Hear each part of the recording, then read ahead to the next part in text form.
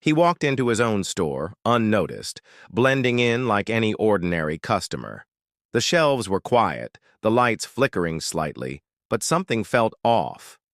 In the corner, he saw him, the janitor, sitting on the floor, shoulders shaking, tears silently falling. No one else was around, yet the air was heavy with unspoken pain. What could have driven a man to break down in a place that should have felt safe? The answer wasn't just heartbreaking, it was a truth many refused to see. And what he discovered next would change everything. It was a quiet Tuesday morning when Marcus, the black CEO of a growing retail chain, unlocked the doors to his flagship store. To the outside world, he had it all: success, respect, and influence. But inside, he carried a restless curiosity, a need to see the world as his employees did, not from a corner office. The staff greeted him politely, unaware of his true identity, and the hum of everyday business filled the space. Yet, beneath the routine, a subtle tension lingered. Something was off. Whispers of frustration, quiet sighs, and the faint trace of unspoken pain hinted at a truth Marcus had never imagined he'd witness in his own store.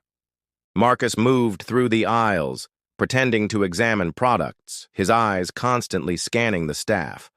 Most were polite, carrying out their duties without a word. But there was one presence he couldn't ignore: the janitor, James. He was hunched over, his cleaning cart abandoned, shoulders trembling as quiet sobs shook his frame.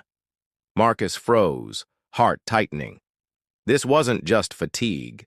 Something deeper gnawed at him, a pain that seemed to echo silently through the room. As he edged closer, he noticed the subtle signs others missed: the careful avoidance of eye contact with certain managers, the whispered frustrations when higher-ups weren't around, the way even minor mistakes seemed to be magnified against James. Each interaction in the store became a small revelation, a piece of a puzzle Marcus had never bothered to see from his office perch. There were complaints, unexplained reprimands, and moments of humiliating silence, all ignored in favor of maintaining the company's polished exterior. The tension mounted when Marcus observed a senior staff member approach James with a curt tone, the words sharp, but the voice low, almost sneering. James nodded, shoulders stiffening, swallowing something, anger, pain, or fear. It was impossible to tell. Marcus felt a mix of anger and helplessness swell inside him. How could such a loyal employee, someone who'd given years to the company, be treated with such quiet cruelty? And yet this was happening every day, right under his nose. Marcus's pulse quickened as he continued watching.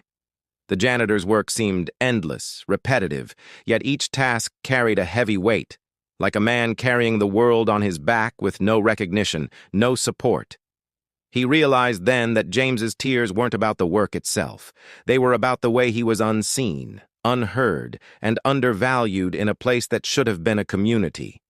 The injustice of it cut deeper than Marcus anticipated, sparking a fire of determination within him.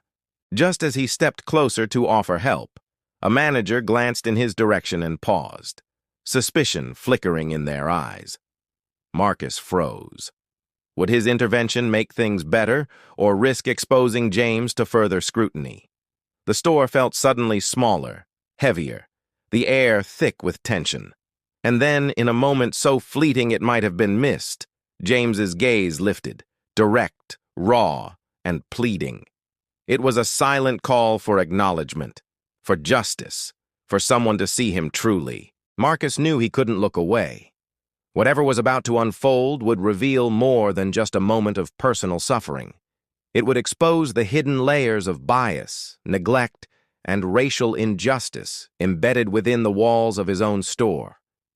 And as he prepared to step forward, the truth waiting to be uncovered promised to be far more unsettling than he had ever imagined. Marcus finally stepped fully into the corner where James sat, tears streaking his face, hands trembling. The room seemed to shrink around them, every whispered comment, every judgmental glance from other staff pressing down like a weight. Marcus's heart pounded as he realized the depth of what James had endured, not just the exhaustion of endless work, but the constant, quiet indignities, the racial bias that had gone unchecked for years. Suddenly, one of the managers approached, face hard, tone sharp, as if Marcus weren't even there. "I don't think that's your concern," the manager snapped. The words were small, but they carried the power of authority, designed to intimidate. Marcus's chest tightened. He saw James flinch, shoulders sagging further, and anger surged, a mixture of rage at the injustice and helplessness at how deeply it had been allowed to fester. Marcus stepped closer, his presence undeniable, his identity still hidden in plain sight. Every nerve in his body screamed at him to act, but he knew any wrong move could backfire, putting James at further risk. Time seemed suspended, each second stretching, loaded with the unspoken stories of humiliation, neglect, and prejudice. And then, in that fragile silence, James's gaze met Marcus's, full of despair, hope, and a silent plea that transcended words. In that moment, Marcus realized the truth he had been blind to. The injustices weren't isolated incidents, they were woven into the very fabric of the workplace. Every reprimand, every dismissive glance, every microaggression had left scars invisible to outsiders. And now, standing there, Marcus felt the weight of that reality crash over him. He understood that the moment to intervene had arrived. But how? As he reached toward James, the manager's eyes narrowed, suspicion cutting through the tension like a knife. The air was thick, heavy with anticipation. Everything Marcus had believed about control, fairness, and leadership felt suddenly fragile. This wasn't just a confrontation, it was a reckoning.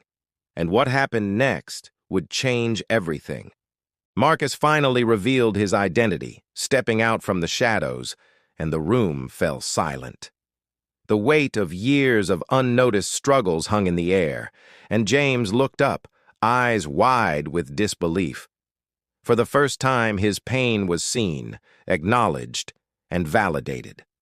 The managers and staff shifted uncomfortably, confronted by a truth they could no longer ignore. What had been hidden in plain sight, the quiet endurance of racial bias, the subtle yet relentless injustices, was now impossible to dismiss. Marcus didn't just comfort James, he pledged change. Policies were revisited, training was introduced, and a culture that had tolerated injustice was forced to reckon with itself. Yet, the emotional impact lingered, both for Marcus and James. The incident was a powerful reminder that success and privilege do not shield anyone from witnessing or confronting inequality. It was a call to recognize the invisible struggles that countless employees endure every day, often silently. As Marcus left the store that evening, he reflected on what he had seen. The tears, the courage, the quiet dignity of someone long overlooked. This wasn't just one man's story. It was a reflection of systemic issues that persist across workplaces and communities worldwide. How many Jameses remain unseen, unheard, and undervalued? How often do we turn a blind eye, assuming things are fine because we don't witness the pain firsthand? The story left a simple but urgent truth. Change begins with noticing, with acknowledging, and with acting. The question now isn't just what Marcus will do next, it's what we will do when we see injustice, silent or blatant, in our own lives. Will we look away, or will we step forward?